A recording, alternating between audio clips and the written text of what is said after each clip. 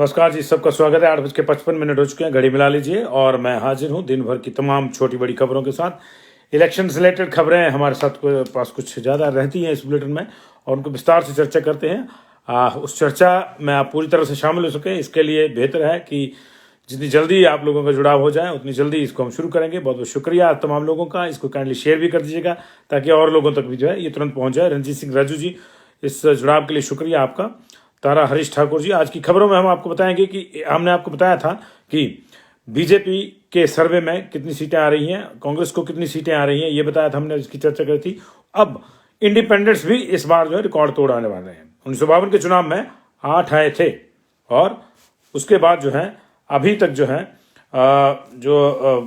मामला चला हुआ इंडिपेंडेंट्स का, ये लगातार चला हुआ है और इसके दौरान अभी जो है इस बार भी बहुत से इंडिपेंडेंट्स को लगता है कि वो जीत रहे हैं। कौन जीतेगा कौन नहीं, इसका फैसला तो होगा 8 तारीख को पता चलेगा। लेकिन इंडिपेंडेंट्स ने भी अपना एक सर्वे करवाया था, जैसे कांग्रेस ने सर्वे करवाया था। कांग्रेस के सर्वे में कांग्रेस की जो फीडबैक वर्चुअल मीटिंग हुई थी प्रभारी राजीव शुक्ला के साथ, उसमें 49 लोगों ने कहा था कि 200% वो जीत रहे हैं। बीजेपी ने जो अपना सर्वे करवाया, दिल्ली में जो रिपोर्ट गई है उसमें 23 सीटें कन्फर्म और 15 सीटों पे कांटे की टक्कर। अभी इंडिपेंडेंट्स भी अपना सर्वे करवा रहे हैं, ये दिलचस्प है। इंडिपेंडेंट्स ने भी अपना सर्वे करवाया और उसमें उनको जो है सीटें मिली हैं 12 सीटों पे उनको लगता है कि हम लोग आ जाएंगे। कुल मिला के जो है 99 इंडिपेंडेंट्स हैं इस बार, 412 लोग हैं, 388 पुरुष हैं, 24 महिला हैं और 99 उनमें से जो है कुल मिला के कैंडिडेट्स में से 412 में से 99 जो है वो लड़ रहे हैं इंडिपेंडेंट। लेकिन कुछ इंडिपेंडेंट्स ऐसे हैं जो प्रभावी हैं, जो बीजेपी और कांग्रेस से छिटके हुए रेबल्स हैं। खासतौर से उनको इंडिपेंडेंट के बजाय अगर रेबल्स कहें तो ज़्यादा बढ़िया ढंग से आप समझ सकेंगे। हालांकि उनको इस पर आपत्ति हो सकती है, उसके लिए हम क्षमा मांगते हैं, लेकिन उनको लगता है कि उनकी भी सीटें आएंगी। उनकी पिछली मीटिंग की सूचना हमने आपको दी थी 18 तारीख को कि उनकी एक मीटिंग हुई है, उसके बाद एक और मीटिंग हुई है, उसकी भी तस्वीरें वायरल हैं। लेकिन उसमें उन्होंने भी एक सर्वे कराया था और जो बता रहा है कि उनको कितनी सीटें मिल रही, कहाँ किस किस को सीटें मिल रही है, आपकी जानकारी में सारी चीजें लाएंगे। उधर हाई कमांड की नसीहत कह लीजिए, घुड़की कह लीजिए, डांट कह लीजिए, इसके बाद कांग्रेस के जितने भी चीफ मिनिस्टरशिप की रेस में धावक दौड़े हुए हैं उनके सुर बदल गए हैं। अब वो कुछ और ही सुर बोल रहे हैं। आज हॉली लॉज ने जो है सुर बदले हैं। लंबे अरसे से हॉली लॉज को लेकर चर्चाएं थी कि वहां पे फलां चढ़ गया, चढ़ाई हॉली लॉज की, फलां चढ़ाई उतर आया और ये हो गया वो हो गया। प्रतिभा सिंह, विक्रमादित्य सिंह और युवा कांग्रेस के कार्यकारी अध्यक्ष यदुपति ठाकुर पिछले दिनों भारत जोड़ो यात्रा में भी शामिल होकर आए। उसके बाद भी इस तरह की खबरें चर्चा में थी। जरूरी नहीं कि उन्होंने कहा हो कि हम लोग चीफ मिनिस्टर की रेस में, उन्होंने कभी नहीं कहा, लेकिन एक माहौल तो बनता ही है, खबरें तो लगती हैं। लेकिन उन खबरों पर प्रियंका गांधी ने पहले नाराजगी जताई थी और अब जो है राहुल गांधी भी नाराज बताए जाते हैं। यही वजह है कि हाई कमांड की नसीहत के बाद हॉली लॉज के सुर फिलहाल बदल गए और कल तक बाकियों के भी बदल जाएंगे। ऐसा नहीं है कि इसमें अकेले हॉली लॉज है, कल तक बाकियों के सुर भी जो है वो इसमें बदल जाएंगे। ऐसा हम इसलिए कह रहे हैं क्योंकि आज स्टेटमेंट्स आ गई हैं इस तरह की। और विक्रमादित्य सिंह को तो महाकाल के दर्शन के बाद जो है नया ज्ञान प्राप्त हो गया। वो क्या है वो भी आपको बताएंगे, लेकिन सबसे पहले इस वक्त की बड़ी खबर हम लेंगे, वो है एनटीटी से जुड़ी खबर आ रही है। नर्सरी टीचर ट्रेनिंग से जुड़ी एक खबर आ रही है। 4000 नर्सरी टीचर ट्रेनिंग की भर्ती होनी है और बहुत से लोग अभी ट्रेनिंग कर रहे हैं, तय समय के भीतर ट्रेनिंग करने की बात हो रही है और कुछ लोगों ने करी भी है। लेकिन हिमाचल प्रदेश के जो निजी संस्थान नियामक कमीशन है, आयोग है, रेगुलेटरी कमीशन जिसको हम बोलते हैं, प्राइवेट इंस्टीट्यूशन पर नजर रखने वाला, उसने पाया है कि हिमाचल के 8 एनटीटी संस्थानों से किया गया एमओयू गलत है। और एक जो संस्था है एनसीएफएसई जो है वो एक फर्जी संस्था है, ये पाया है अपनी जांच में। Himachal Pradesh educational private educational institute का जो रेगुलेटरी कमीशन है उसने ये जो है अपनी जांच में पाया है कि ये एनसीएफएससी ग्रुप जो है वो national council of teacher education से उसको मान्यता नहीं मिली है और ये जो है फर्जी है। और इस ग्रुप के पास सिर्फ और सिर्फ स्किल डेवलपमेंट के कोर्स कराने की मान्यता है। ऐसे में नर्सरी टीचर ट्रेनिंग की जो है ये मान्यता नहीं दे सकता। इस संस्थान ने इस ग्रुप ने बहुत से संस्थानों के साथ यहाँ एमओयू भी किया है। 8 एनटीटी संस्थान में इसने ग्रुप किया, NCFSC ग्रुप ने जो है नर्सरी टीचर ट्रेनिंग के लिए 8 संस्थान को मान्यता दी है अपनी तरफ से। MOU उनका 8 संस्थानों को है। इन संस्थानों में समेत 63 स्टूडेंट्स ने जो है एडमिशन ले रखी है और इन 24 से 27 हज़ार रुपये प्रति स्टूडेंट एडमिशन ली गई थी, लेकिन अब इसको फर्जी पाया गया। तो आप देख लें, अगर आप में से किसी के जानने वाले ने या किसी के बच्चे ने इन संबंधित जो NCFSC के साथ संबंधित इंस्टीट्यूट हैं उससे अगर दाखिला लिया है तो ये दिक्कत वाला काम है। 34 लाख रुपए का जो जुर्माना है वो इसको NCFSC ग्रुप को लगाया गया। ये नर्सरी टीचर ट्रेनिंग से जो है ये जुड़ी खबर आ रही थी और अब हम जो है अगली खबर का रुख करेंगे। और अगली खबर ये है कि राहुल गांधी की यात्रा जो है कांग्रेसियों के लिए दिक्कत का कारण बनती जा रही है। कांग्रेसी इसको अनमने मन से निपट रहे हैं। ये वीडियो एक वायरल हुआ आज कमलनाथ का, जो पूर्व मुख्यमंत्री थे, पूर्व मंत्री रहे हैं, केंद्र में भी कांग्रेस के अध्यक्ष रहे, मध्य प्रदेश के पूर्व मुख्यमंत्री रहे हैं। उन्होंने उनका एक वीडियो वायरल हुआ, एक किसी धर्माचार्य के साथ वो कह रहे हैं कि राहुल गांधी की यात्रा को लेकर चर्चा हो रही थी और कह रहे कि 7 दिन से तो हम मर रहे हैं, यानी 7 दिन से राहुल गांधी की यात्रा है। बंदा सुबह उठ जाता है और 25 किलोमीटर 24 किलोमीटर जो है ये पैदल चलता है और ये जो है 7 दिन से हम लोग मर रहे हैं, इस तरह से उन्होंने कहा है। ये वीडियो मंगलवार का ही बताया जा रहा है और उन्होंने कहा कि राहुल गांधी कहने में कि एक दिन में रोज 24 किलोमीटर से कम नहीं चलता है और हम लोग भी 7 दिन से MP में चल रहे हैं। यात्रा सुबह 6 बजे शुरू हो जाती है और हम लोगों को जो है इससे दिक्कत हो रही है। तो उसके बाद से अब राहुल गांधी की इस यात्रा पर भी टीका टिप्पणियां मध्य प्रदेश में भी शुरू हो गई हैं और नरोत्तम मिश्रा जो गृह मंत्री हैं वहां के, उन्होंने राहुल गांधी से अपील करी कि वो कांग्रेसियों को इस तरह से ना मारें, चला चला कर ना मारें। तो ये जो है वहां की एक खबर जो है आ रही है राहुल गांधी की यात्रा की। लेकिन जिस खबर में आपकी ज़्यादा रुचि होगी वो जो है राहुल गांधी की यात्रा से जुड़ी जो दूसरी खबर है उसको लेकर। लेकिन फिलहाल हम आपको बता दें कि जो पोस्टल बैलेट का मामला जो है फंसा हुआ है और लगातार चर्चा का विषय बना, उसको लेकर अब कांग्रेस ECI यानी इलेक्शन कमीशन ऑफ इंडिया पहुंच गई है। यहाँ तो जो चीफ इलेक्शन ऑफिसर है उनके पास उन्होंने शिकायत दर्ज कराई ही थी कि पोस्टल बैलेट्स को लेकर उनको लगता है कुछ गड़बड़ी है, कुछ जगहों पे दिए नहीं गए हैं, कुछ जगहों पे जो है लेट आ रहे हैं। इन सारे मसलों को लेकर जो हाई कोर्ट जाने की भी सोच रही है। सुबह आई थी उनके प्रणय प्रताप सिंह जो उनके लीगल सेल के मेंबर हैं और उन्होंने कहा था कि हम हाई कोर्ट भी जाएंगे। लेकिन इससे पहले इलेक्शन कमीशन ऑफ इंडिया का रुख कर लिया है। कांग्रेस के प्रभारी राजीव शुक्ला ने बाकायदा वहाँ पर जो है शिकायत दी है और इलेक्शन कमीशन ऑफ इंडिया से जो है शिकायत करी है कि पोस्टल बैलेट नहीं मिल रहे हैं और कर्मचारी को पोस्टल बैलेट नहीं दिए गए, इसको लेकर जो उन्होंने शिकायत करी है और इसमें उन्होंने राज्य निर्वाचन विभाग को उचित निर्देश देने की मांग करी है। ये राजीव शुक्ला ने वहां पे किया है और कुल मिला के जो है आज प्रतिभा सिंह ने भी इस पर बयान दिया है और उन्होंने कहा है कि इसमें कहीं ना कहीं कुछ हमको जो है गड़बड़ी नजर आ रही है। उन्होंने चिंता जो है वो व्यक्त करी है। उन्होंने मुख्य निर्वाचन अधिकारी जो है यहाँ के मनीष गर्ग उनसे भी दूरभाष पर बात करी है और इसी बीच में जो बाकी लोग जो है इस तरह की टिप्पणियां कर रहे थे।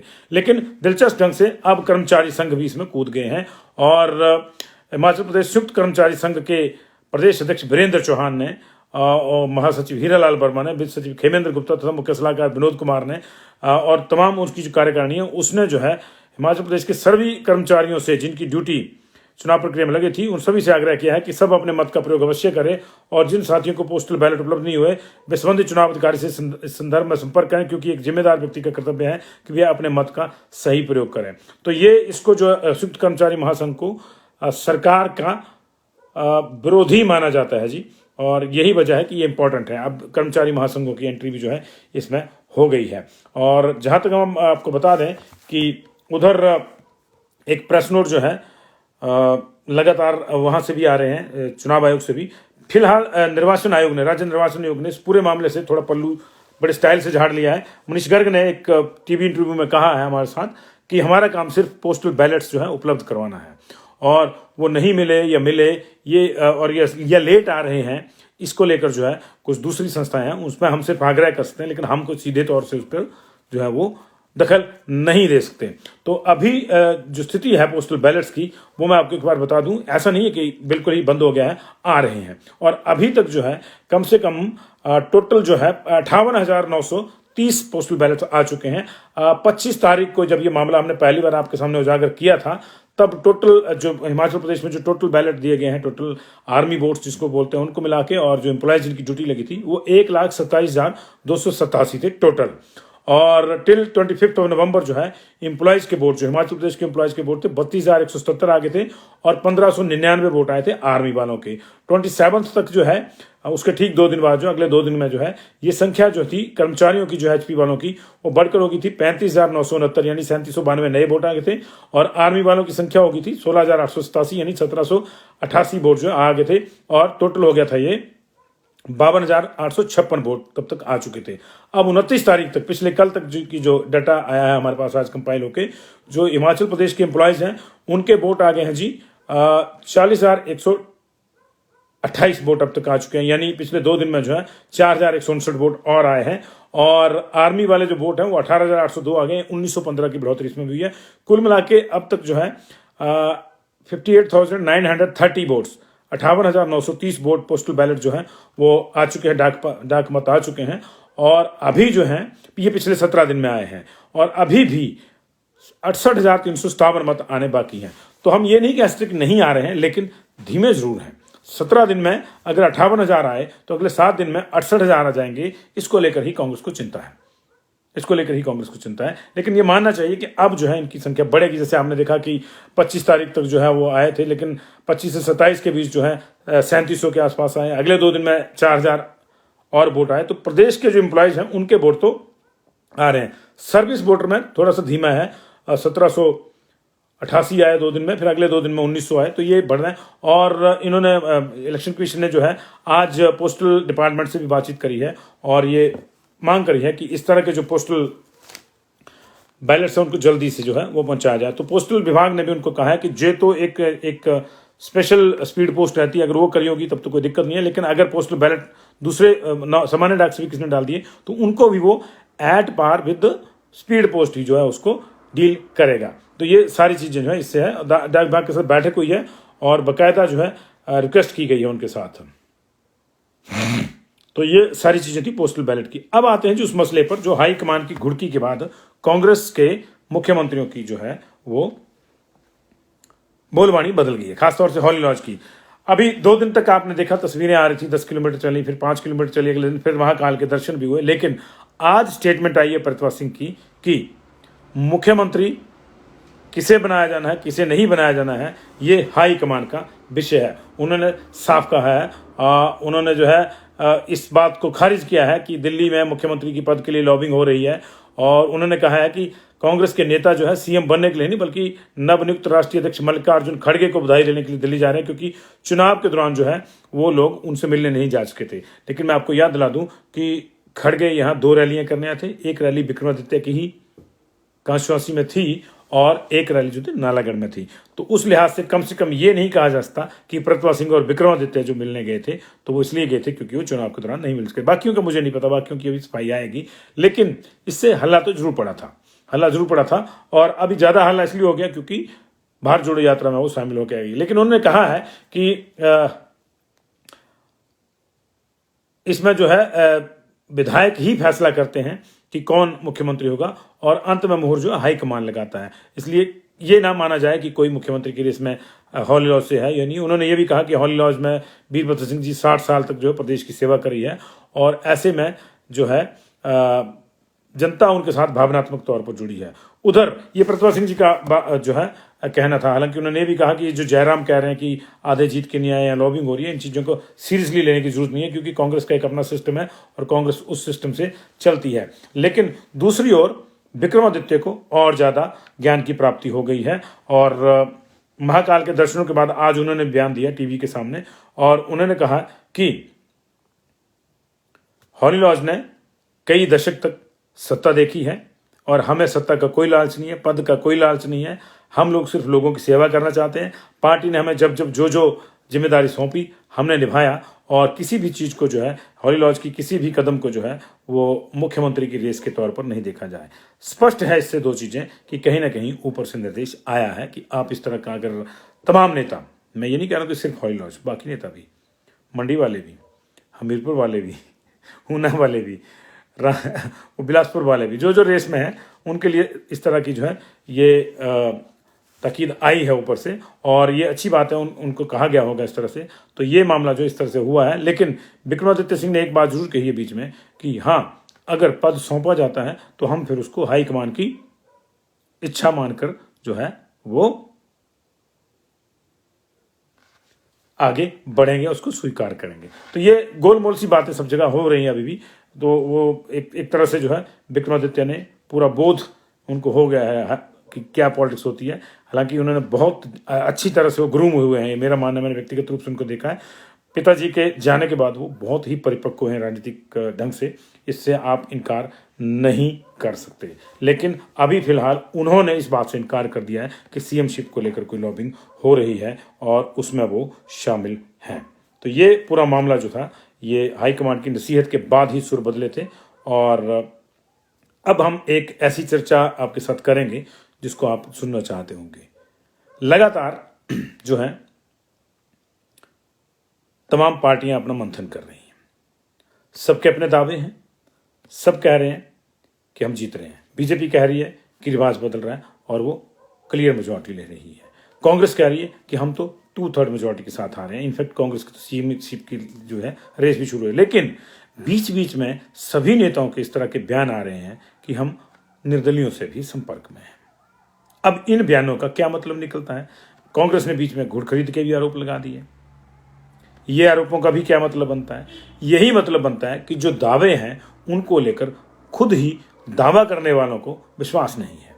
अगर बीजेपी के अध्यक्ष कहते हैं कि जरूरत पड़ने पर निर्दलियों से संपर्क साधा जाएगा, अगर मुख्यमंत्री की कोई स्टेटमेंट इस तरह की आती है कि निर्दलियों के संपर्क में है, या पार्टी के दूसरे नेताओं की ऐसी कोई स्टेटमेंट आती है कि निर्दलियों से भी संपर्क साधा जा रहा है, या ऐसी सूचना आती है कि कोई निर्दलीय मुख्यमंत्री से मिला है, या कांग्रेस के नेता ये कह रहे हैं कि हम निर्दलियों से भी संपर्क में हैं, तो जाहिर है कि कहीं ना कहीं ये लोग जो है पूरी तरह आश्वस्त नहीं है।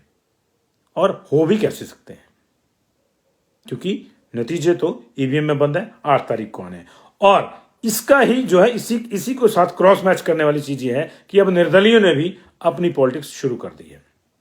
हमने आपको बताया था 13 तारीख को कि 18 तारीख को कि इंडिपेंडेंस की एक मीटिंग कांगड़ा के एक होटल में हुई है। दोबारा मीटिंग हुई है जी, और इस मीटिंग में अब एक फोटो भी वायरल हो गई है। हालांकि अब पहले जो है सिर्फ 5 लोग मिले थे और अब जो है पूरा रोप इन करके पूरा प्रोग्राम बनाया जा रहा है। इंडिपेंडेंस की जो पहली मीटिंग हुई थी उसके बाद जो लोग उसमें शामिल हुए थे उनको लगता है कि कम से कम 12 सीटों पर जो है वो इंडिपेंडेंट्स जीत सकते हैं, ये उनका मानना है। और यही वजह है कि उन्होंने एक टीम बनाई है जो सबसे संपर्क कर रही है और जिनसे संपर्क करा जाएगा। मैंने आपको 25 लोगों से संपर्क करने की बात हुई है। 12 सीटें वो कंफर्म मान के चल रहे हैं कि होगी, लेकिन उनको लगता है कि क्या पता जो बाकी 13 हैं उनमें से भी कोई इधर उधर आ जाए, या 12 में से कोई लुढ़क जाए, जो बाकी 13 बचे उनमें से आए। तो इसमें जो है कांगड़ा जिला के 8 लोगों को रोपिन करने की कोशिश हुई है, ये कर लिया गया है एक तरह से। उसमें जो है 8 हैं, उसमें से 8 में से 5 जो है बीजेपी के रेबल हैं। अब होशियार सिंह को आप किसका रेबल मानते हैं किसका नहीं मुझे नहीं मालूम, इसलिए हम उनको भी लग रख लें। 5 बीजेपी के रेबल हैं, 2 जो हैं कांग्रेस के रेबल हैं कांगड़ा जिला के। इसके अलावा कुल्लू जिला के 4 निर्दलियों की ही जो टीम है वो मान के चल रही है कि 4 निर्दलीय अच्छी फाइट दे रहे हैं, उसमें से 2 जीत सकते हैं। कुल्लू जिला में 4 हैं, उसमें से जो है उनको लगता है कि 2 जीत सकते हैं, और उसमें भी 3 बीजेपी के रेबल हैं और 1 कांग्रेस के रेबल हैं। एक किन्नौर से तेजवंत नेगी, जाहिर है इनका नाम इसलिए ले रहे हैं क्योंकि और कोई है नहीं वहां पे, तो इनको भी रोपिन करने की कोशिश हो रही है। लगता है टीम को, जो निर्दलियों की एक बैठक हुई उसके बाद ये उनको लगता है, उनका सर्वे बताता है, जो कुछ निर्दलियों ने मिलकर सर्वे करवाया कि शायद वो भी जीत सकते हैं। सोलन में 2 सीटों पर निर्दलियों को जो है लगता है कि वहां पर वो कुछ ना कुछ उनके हाथ लगेगा, कहने की जरूरत नहीं है कि कौन सी सीटें, आप मुझसे बेहतर जानते हैं। हमीरपुर में भी 2 सीटों को निर्दलियों की इस टीम ने मार्क करके रखा है कि वहां 2 सीटें निर्दलियों की आ सकती हैं। वो कह रहे हैं हमारी आ सकती है, हमारी बोले तो निर्दलियों की आ सकती हैं। तो 2 सीटें वो हमीरपुर में मान के चल रहे हैं। इसके अलावा शिमला में 2 जगह उनको लगता है कि निर्दलीय आ सकते हैं, इसलिए उनको भी संपर्क किया गया है। और सिरमौर में एक जगह, तो कहने की जरूरत नहीं कि कौन है, एक ही जगह है वहां पे। इसी तरह जो है बिलासपुर में 2 सीटों पर निर्दलीय अच्छी खासी फाइट दे रहे हैं और उनको लगता है कि ये इनमें से शायद कोई ना कोई टेबल जो है वो टर्न कर लेगा अपनी ओर को। चंबा में भी एक निर्दलीय के ऊपर निर्दलियों की टीम की नजर है, और मंडी से जो है मिनिमम 3 लोगों को जो है प्रोस्पेक्ट मान के चल रही है जो निर्दलियों की ये टीम है, निर्दलियों का जो सर्वे है, ये सर्वे किसने कराया ये हम आपको नहीं बता पाएंगे, लेकिन जिन्होंने भी सर्वे कराया उसमें एक आदमी नहीं 3-4 लोग हैं, और बाकायदा इसमें जो सर्वे में पैसा भी लगा है, एजेंसी से करवाया गया है। और इसके बाद जो है ये सारी चीज़ें, ये क्यों किया जा रहा है, क्योंकि इन्होंने ये तय किया है कि चलिए 2 दलीय तो है ही, कांग्रेस बीजेपी तो है ही, तो निर्दलियों का भी एक दल बन जाए, जहां भी जाएंगे इकट्ठे जाएंगे और पूरी बार्गेन करके जाएंगे। तो जो गुड़ खरीद के आरोप लग रहे थे उनको अगर साथ में इस सर्वे के साथ मिलाएंगे तो वो कहीं ना कहीं सही आपको लगेंगे। लेकिन दूसरा मतलब उसका ये भी है कि फिर कहीं ना कहीं पार्टियां भी शेकी हैं। वही ना कि जो 15 सीटें फंसी हैं, हो सकता है उसमें से ये 12-15 जो है ये 12 निर्दलीय ही हो उसमें, तो कुल मिला के जो है 25 मैंने आपको बताया कि निर्दलीय है, जिसमें से 12 ने टफ फाइट दे रखी है, और इसमें से 18 जो है 25 में से वो बीजेपी के राइवल है, बीजेपी के राइवल है। अब पता नहीं एक और बीजेपी बनती है, अगर सारे जीत जाते हैं तो क्या होता है क्या नहीं होता है ये देखना होगा। लेकिन एक ये दिलचस्प सर्वे जो है इस बार निर्दलियों का भी आया, संभवतः देश के इतिहास में पहली बार निर्दलियों ने भी कोई टीम बनाकर जो है इस तरह का सर्वे किया है। इस तरह से चलता रहता है कि मैं जीता तो वो जाऊंगा, उसके जाऊंगा, उसका, अदरवाइज निर्दलीय अपना अपना सिस्टम देखते हैं। लेकिन उनको लग रहा होगा कि भैया टीम ही चाहिए होगी निर्दलियों की, तो क्यों ना टीम में ही चलें सारे इकट्ठे होके। अकेले अकेले कोई किसी को कांटेक्ट करेगा तो उसमें दिक्कत रहेगी, इसलिए टीम बनाते हैं। मैं टीम का लीडर हूँ, मुझे बड़ा आएगा, मैंने ये किया, ये टीम का डिप्टी है, ये टीम का जनरल सेक्रेटरी है, इस तरह से बने हैं। 4 लोगों की टीम बनी है जो बाकियों को रोप इन कर रही है। कुल मिला के 25 लोगों को रोप इन करने की कोशिश करेंगे। उनको लगता है कि 12 जगहों पे हम लोग जीतेंगे। दिलचस्प है, दिलचस्प है। सबके अपने अपने दावे हैं। बाद में तो वही होगा ना, जो जीता वही सिकंदर जी, जो जीता वही सिकंदर होगा। तो ये जो थी निर्दलियों वाले सर्वे की बात थी। और अब एक दिलचस्प जानकारी हमने दिन में भी दी थी, रात को ज़्यादा लोग जुड़ते हैं इसलिए जो है ये उनसे भी मैं शेयर कर रहा हूँ। हिमाचल विधानसभा की एक दिलचस्प जानकारी आपके साथ में शेयर करना चाहता हूँ जो बहुतों को पता नहीं होगी। पहला इलेक्शन 1952 में हुआ था, ये आप जानते होंगे। लेकिन क्या आप जानते हैं कि उस समय एक सीट से 2 लोग भी चुनकर आते थे? जी हाँ, ये सही है। 1952 का जो इलेक्शन हुआ था वो 36 सीटों के लिए हुआ था। 36 एमएलए उसमें चुने गए थे, लेकिन टेक्निकली कॉन्स्टिट्यूंसीज उस समय 28 ही थे। 8 कॉन्स्टिट्यूंसीज पे डबल मेंबर चुन के आए थे, डबल मेंबर। और ये उन 36 सीटों पे से जो उस समय इलेक्शन हुआ था 1952 में, कांग्रेस ने 35 पे चुनाव लड़ा था और 24 सीटें उन्होंने जीती थी और गवर्नमेंट बनाई थी 47% वोट के साथ। एक किसान मजदूर प्रजा पार्टी होती थी, उसने 22 सीटों पे कंटेस्ट किया था, उसको 3 सीटें आई थी, 14% वोट लिए थे। और एक शेड्यूल्ड कास्ट फेडरेशन पार्टी होती थी, उसने 9 सीटों पे कंटेस्ट किया, उसको 1 एमएलए आया उसका जीत के, और उसने 5% वोट लिए थे टोटल वोट में से। और इंडिपेंडेंट्स ने जो है 8 सीटें जीती थी, 26% वोट लिया था। पहले इलेक्शन में इंडिपेंडेंट ने 26% वोट लिया था। तो अगर ये 12 का सर्वे निकाल रहे हैं इस बार के इंडिपेंडेंट, तो इसमें कोई इनको गलत नहीं ठहराया जा सकता, क्योंकि इंडिपेंडेंट्स का रोल जो है कभी रहा है कभी नहीं रहा है, ये अलग बात है। लेकिन इंडिपेंडेंट्स जरूर रहे हैं हिमाचल की पॉलिटिक्स में पहले ही इलेक्शन से। तो ये था जी। और जो 2 सीटें थी वो थी सोलन सीट से 2 लोग चुन के आए थे 1952 के चुनाव में। इंडिपेंडेंट आए थे हीरापाल, और रामदास जो आए थे वो आए थे शेड्यूल्ड कास्ट फेडरेशन पार्टी की टिकट पे जीत के आए थे जी, रामदास जी।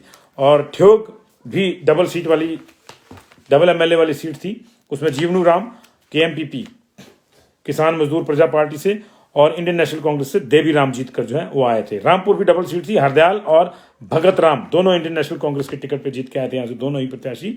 चचोट डबल सीट थी, अभी चचोट का नाम बाद में बदल के सिराज हो गया है। आधा चचोट जो है थोड़ा नाचन में मिल गया है और नाचन के कुछ हिस्से उधर को चले गए हैं। तो ये जो है आउटर सिराज के कुछ हिस्से मिला के जो है नई कॉन्स्टिट्यूंसी बनी। लेकिन उस समय चचोट नाम होता था। पीरू राम और किशन चंद्र ये दोनों डबल चुन के आए थे, दो एमएलए चुन के आए थे चचोट से भी। 8 सीटें ऐसी जहां से 2 आए थे। संधोल भी कॉन्स्टिट्यूंसी थी उस दौरान। और हीरा सिंह और कश्मीर सिंह ये जो है किसान मजदूर प्रजा पार्टी से जीत के आए थे। ये दोनों संधोल से, दोनों सीटें केएमपीपी ने जीती थी। चुरा चंबा वाली, जिसको जो है पहले राजनगर भी कहते थे, पहले चुरा थी फिर राजनगर हो गई थी, अभी फिर से चुरा नाम है। विद्याधर कांग्रेस के और अवतार चंद ये भी कांग्रेस के, दोनों जो है कांग्रेस के टिकट पे जीत के आए थे चुरा से। 50 से भी 2 लोग जीत के आए थे, 50 से 2 लोग जीत के आए थे, जीवन राम और डॉक्टर परमार, पहले मुख्यमंत्री, उन्होंने डबल सीट से लड़ा था और 2 सीटों पर नहीं लड़ा था, डबल सीट बोलते थे इसको, डबल सीट बोले तो एक सीट पर दो लोग चुन कर आते थे, तो वहां से लड़ा था उन्होंने ये। और ये दोनों जो है इंडियन नेशनल टिकट के, कांग्रेस के टिकट पर आते हैं। और रेणुका जी में भी डबल होती थी, एक जिला था, कनेक्शन की दिक्कत आ गई थी। शुक्रिया आपका, आप जुड़े रहे। तो पछाद में 2 सीटें मैंने आपको बताया, और रेणुका जी में भी 2 सीटें थी। प्रताप सिंह इंडियन नेशनल कांग्रेस से जीत के आए थे, और धर्म सिंह जो है इंडिपेंडेंट जीत के आए थे रेणुका से। तो सिरमौर में 2 सीटें ऐसी थी जहां पे डबल डबल चुने जाते थे। कुल मिला के जो है 8 सीटें ऐसी थी जहां से डबल एमएलए चुने जाते थे। और ऐसा इसलिए था क्योंकि उस जमाने में इस तरह का कोई प्रावधान नहीं था सीटों को रिजर्व करने का, जो आरक्षित वर्ग के लिए थी। तो इस तरह से चुना जाता कि एक सामान्य वर्ग का इस सीट से चुना जाएगा, और साथ में एक जो है इस सीट से आरक्षित वर्ग का चुना जाएगा। तो इसलिए ये व्यवस्था जो है ये थी।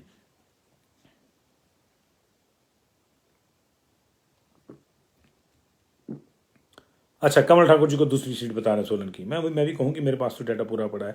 तो ये जो 8 इंडिपेंडेंट जीत के आए, तो 2 मैंने आपको बता दिया। तो एक तो धर्म सिंह थे रेणुका जी वाले, और एक सोलन से जो है वो हीरापाल थे। और उसके अलावा जो बाकी थे, गुरुदत्ता मल आए थे भरमौर से इंडिपेंडेंट जीत के, मंडी सदर से कृष्णानंद स्वामी जीते थे, चीनी गोपाल चंद जीते। चीनी कल्पा गांव का नाम था पुराना, उसी नाम से कंस्टिट्यूंसी होती थी, अब किन्नौर नाम हो गया इस कंस्टिट्यूंसी का। तो वहां से गोपाल चंद जीते थे। राजगढ़ से घनश्याम जीते थे, कुमार सेन से रामदयाल जीते थे, और कुसुमटी से हितेंद्र सिंह जीते थे। बहुत बहुत शुक्रिया जी आपका जुड़ाव के लिए। तो इंडिपेंडेंट्स ने, तो ये आज की खबरें थी, बीच में 2 बार व्यवधान हुआ जी। प्रभात Anand ji, thank you very much जी। हम लोग कोशिश करते हैं कि आपको कुछ ना कुछ रोचक और ऑथेंटिकेटेड बताया जाए जी। सौरभ चौधरी जी, आप जिसे चाहते हैं वही जीतेगा जी, ज्वाला जी से। अर्जुन राणा जी, करी है बीजेपी। बीजेपी कहती है जी हम सरकार बना रहे हैं, हम रिवाज बदल रहे हैं जी। कांग्रेस कह रही है हम भी सरकार बना रहे हैं। अब तो इंडिपेंडेंट्स भी कहने लगे कि हमारे 12 लोग जीत के आ रहे हैं, 25 जगह पे हम लोग टफ फाइट दे रहे हैं, और उसमें से हम लोग जो है वो 12 जगह पे हम लोग जीत के आ रहे हैं। ये इंडिपेंडेंट्स का सर्वे, टोटल 99 इंडिपेंडेंट्स इस चुनाव में लड़ रहे हैं जी। हाँ, देरा से भी एक इंडिपेंडेंट है जी, पहले भी इंडिपेंडेंट जीते थे वहां से जी।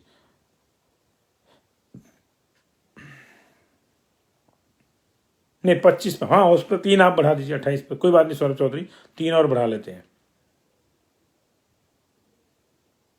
सौरभ लखनपाल जी, आपका भी शुक्रिया। ठाकुर बिल्वी जी,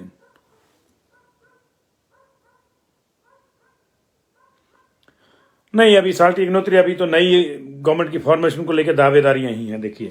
और एक्चुअल बात जो है 5 तारीख को आ जाएगी, जो एग्जिट पोल आएंगे तो उसमें कई चीज़ें क्लियर हो जाएंगी, क्योंकि तब तक तो सारे रुके हुए हैं, हम भी रुके हुए, हम भी अपना एग्जिट पोल नहीं दे सकते। लेकिन गवर्नमेंट कैसे बनेगी, उसकी क्या प्रॉब्लम्स होगी, ये निश्चित तौर पर जो है उसके बाद जब 8 तारीख के नतीजे आएंगे उसके बाद ही होगा। ऐसा नहीं है कि जो नई गवर्नमेंट अगर कोई भी आती है, कोई भी किसी की भी आती है, चाहे बीजेपी रिपीट करती है, चाहे कांग्रेस आती है, चाहे आम आदमी पार्टी की आती है, चाहे इंडिपेंडेंट्स की आ जाती है, किसकी भी आती है गवर्नमेंट, लेकिन जो नेक्स्ट गवर्नमेंट होगी, क्योंकि गवर्नमेंट तो कंटिन्यूटी में होती है, पार्टियों के मामले बदलते रहते हैं, बदलें या ना बदलें हमको नहीं मालूम, और रिवाज बदले या राज बदले हमको नहीं मालूम, लेकिन जो नई गवर्नमेंट होगी चुनौतियां उसके पास भी कम नहीं होंगी, क्योंकि सबसे बड़ी चुनौती हिमाचल प्रदेश की फाइनेंशियल पोजीशन है। आते ही नई सरकार को फिर से कर्जा लेना पड़ेगा, आते ही पहले ही महीने में 1000 करोड़ का कर्जा लेना पड़ेगा। उपेंद्र शर्मा जी, बहुत बहुत शुक्रिया जी। महेश कुमार जी, जहां से आप बोलेंगे वहां से बना देंगे जी। कृष्ण ठाकुर जी भी कह रहे हैं कि बंजार से कौन जीत रहा है, आपके कमेंट का भी स्वागत है जी। कर्मवीर अरोड़ा जी, विनय गोयल जी पौंटा की स्थिति बता रहे हैं, बहुत बहुत शुक्रिया आपका जी। मधुर हांडा जी, उपेंद्र जी, बहुत बहुत शुक्रिया उपेंद्र जी हौसला अफजाई के लिए। ऋतिक वर्धन कह रहे हैं नाचन से भी कोई ना कोई आ जाएगा ऋतिक जी। जसवा प्रागपुर से कौन जीत रहा है, वहां टफ फाइट है जी, टफ फाइट है। ज्योति किरणपुशी नदौन से कौन जीत रहा है, अच्छी फाइट है जी दोनों में, बीजेपी और कांग्रेस में सीधी टक्कर है। और शैंकी ठुकराल जो आम आदमी पार्टी की, उसको ट्रायंगल बनाने की कोशिश कर रहे हैं जी। हाँ, सरका घाट से 3 लोग हैं जी, कांग्रेस बीजेपी के अलावा एक इंडिपेंडेंट भी है वहां पे। अब क्या होता है क्या नहीं होता देखेंगे। 25 में इंडिपेंडेंट को रखा है उन्होंने, लेकिन जो इंडिपेंडेंट्स की जो लिस्ट बनाई ना इंडिपेंडेंट्स वालों ने सर्वे, तो 25 में उनको भी रखा है, सरका घाट को रखा जी। हाँ जी, मैंने सुरेंद्र जी यही बताया, सोलन से हीरापाल जी ने इंडिपेंडेंट जीते थे, मैं यही बताया आपको, सोलन से हीरापाल इंडिपेंडेंट जीते थे डबल सीट से जी। बिल्कुल बिल्कुल ठीक बोल रहे हैं आप जी। खर्चा ही करते हैं नेता सारे, अरुण जोशी जी कहने हैं, क्या कर सकते हैं जी। अरुण जोशी जी, आपका भी स्वागत है, आपके कमेंट का भी। डिम्पल जी देखिए कौन होता है, उनसे कौन नहीं। ठाकुर प्रवीण डांगरा जी, ग्रेट मेटा फाइट है between Congress and BJP. Bekta जी भी कुछ बोल रहे हैं ठोक से, बता रहे हैं कि कौन जीत रहा है। ठीक है जी। धीरज शर्मा जी नमस्कार कबूल है आपकी, और मेरी नमस्ते भी आप कबूल कीजिए। जर्नैल सिंह जी नालागढ़ से बता रहे हैं रिजल्ट हमको। देखिए रिजल्ट तो आप ही बता रहे हैं, हमें बताने की जरूरत ही नहीं है। अजय जी जरूर पूछ रहे हैं 84 कौन, लेकिन किसी ने ऊपर बताया भी था कि 84 कौन जीत रहे हैं। नहीं देखिए प्रवीण शर्मा जी, व्यवस्था है बिल्कुल, आप पेज को लाइक कर दीजिए तो उसके ऑटोमेटिकली आपको नोटिफिकेशन आ जाएगी। वैसे हमारा टाइमिंग 8:55 है। साहिल शर्मा जी थैंक यू।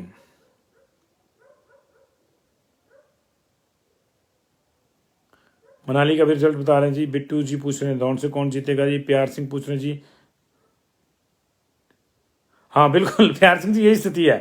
दोनों पार्टियां 68 सीटें जीत रही हैं। इंडिपेंडेंट भी 12-15 सीटें जीत रहे हैं। आम आदमी पार्टी भी 10-12 जीतें रही है। इस हिसाब से जो है 150 के आसपास सीटों वाली विधानसभा अभी तो है 8 तारीख तक। 8 तारीख के बाद जो 68 वाली ही होगी। देखिए मदन जी कह रहे हैं, मदन इंटर जी कह रहे हैं कि नाहन में जो बड़ा धमाका होने वाला है। धमाका कल सुबह भी होगा जी एक। अभी हम किसी सूचना पे लगे हुए हैं, बड़ा धमाका वो भी हो जाएगा जी। थैंक यू वेरी मच जी, थैंक यू वेरी मच, आपका बहुत बहुत शुक्रिया। और 8:55 हमारा समय रहता है जी, सुबह का भी शाम का भी। और कोशिश करते हैं कि 8:55 भी आ जाए, ताकि कोई आपको घड़ी देख कर यह ना कहना पड़े कि आज लेट आया है। किन्नौर में ट्रायंगल है जी। तेजवंत नेगी ट्रायंगल दे रहे हैं। सूर्य नेगी बीजेपी के टिकट पे हैं और जगत सिंह नेगी जो है कांग्रेस के टिकट पे हैं। धर्मपुर में बीजेपी के टिकट पर महेंद्र सिंह जी के बेटे लड़ रहे हैं जी, और चंद्रशेखर लड़ रहे हैं कांग्रेस के टिकट पर। सीधा मुकाबला उनमें ही है जी।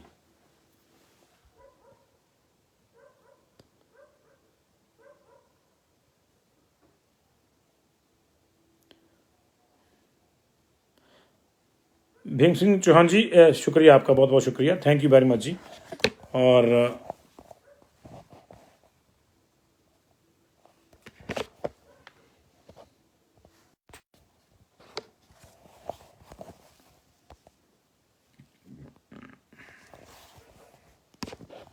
कुछ गड़बड़ हो गई थी, टेक्निकल गड़बड़ आज ज़्यादा हो रही है।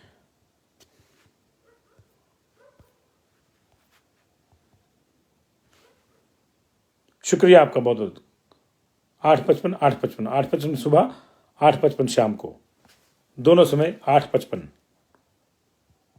बाकी नोटिफिकेशन आ जाएगी सर आपको, अगर आप पेज को लाइक करेंगे तो आपको नोटिफिकेशन आ जाएगी।